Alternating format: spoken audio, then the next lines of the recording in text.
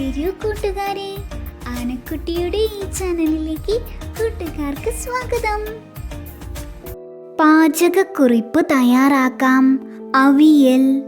ഒരുക്കേണ്ട വസ്തുക്കൾ: വെള്ളരി, മുരിങ്ങയ്ക്ക, കാരറ്റ്, ചേന, കായ, കോവയ്ക്ക, പയർ, പപ്പായ, തൈര് എന്നിവ 1/2 കപ്പ് വീതം. നാളികേരവും പച്ചമുളകും ചതച്ചത് 2 കപ്പ്. വെളിച്ചെണ്ണ 3 സ്പൂൺ.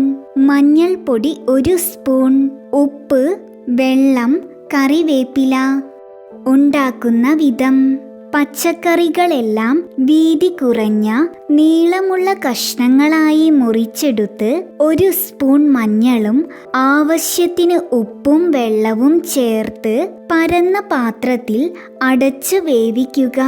ഏതാണ്ട് വേവാറാകുമ്പോൾ നാളികേരവും പച്ചമുളകും ചതച്ചത് ചേർക്കുക.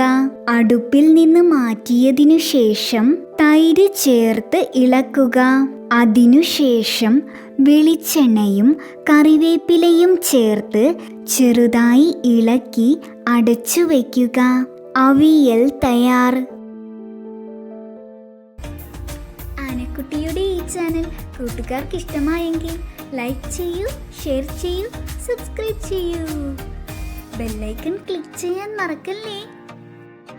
ഇനി നമുക്ക് അടുത്ത വീഡിയോയിൽ കാണാം. ടാറ്റാ.